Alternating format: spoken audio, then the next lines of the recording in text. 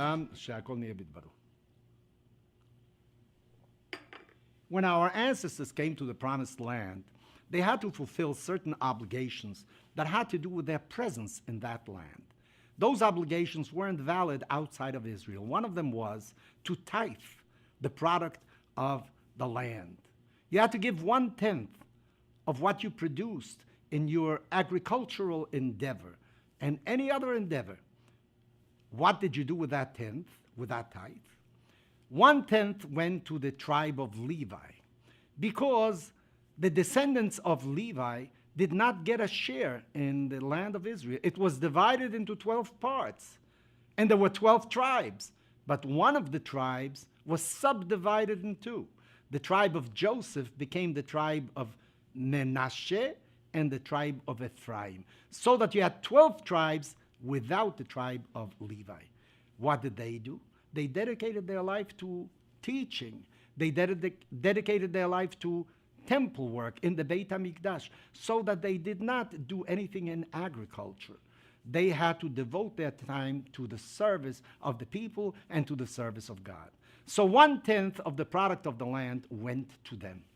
Another tenth, another tithe, was to use when you did the pilgrimage during the 3 festivities to Jerusalem, Pesach, Sukkot, and Shavuot. You had to go up to Jerusalem, and in order to have what to live on, you used another 10th of the product of the land for those days. But there was a litany. You also, before doing that, you had to pronounce certain words. You had to come to the Beit HaMikdash, according to some. According to others, you could do it in any place. You had to say, I have not transgressed any of your commandments, God. I haven't forgotten anything. I did everything the way you taught me. It is very interesting that this pronouncement is called vidui, which means confession. Usually, we use the word confession to denote the admission of some guilt. I didn't do the right thing. I forgot. I should have done it and I didn't do it. But confession, by saying I did everything, I didn't forget anything, it seems to be a misnomer. We didn't use the right word.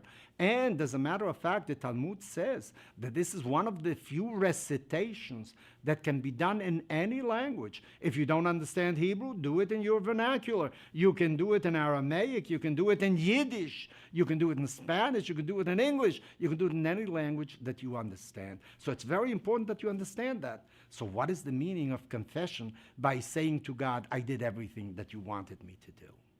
So Rabbi Soloveitchik explains it, and he says, actually in the process of teshuvah, teshuvah means to be sorry for what you did. You want to turn the page. You want to do something different. In the process of teshuvah, of returning to your roots, which is really the meaning of teshuvah, he says there are 2 ingredients. There are others, but 2 main ingredients.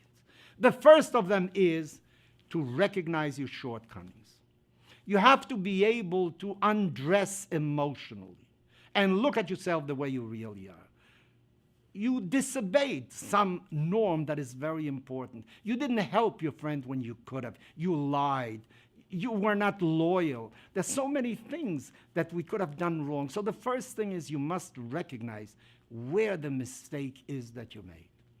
But then there is a second facet, says Rabbi Soloveitchik. The second facet is to do something different, not to do the same mistake again. In other words, you have to have the spiritual and emotional force and energy to be different, to change. There are those who say that you can't change. You're a liar, you'll always be a liar. But no, tradition says something else. It says that if you lied, you have enough resources, emotional and spiritual resources, to make a change in your life. And maybe that is what the person is saying when he comes to the Beit HaMikdash or anywhere in Jerusalem and he says, God, I have fulfilled everything. What he is saying, I have the potential of doing everything. I have the potential of living exactly according to your commandments and not to forget any of them. So I ask you, in your own home, sometimes we do things that we are sorry for.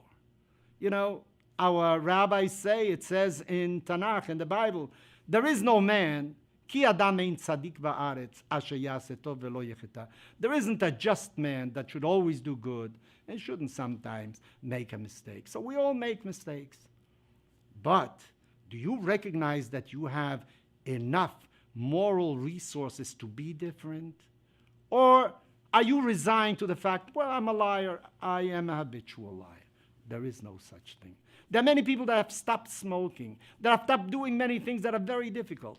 So bear in mind, you have sufficient resources in your innermost self to be somebody different. I am sure you will do it. If you have the resolve for it, you certainly will do it.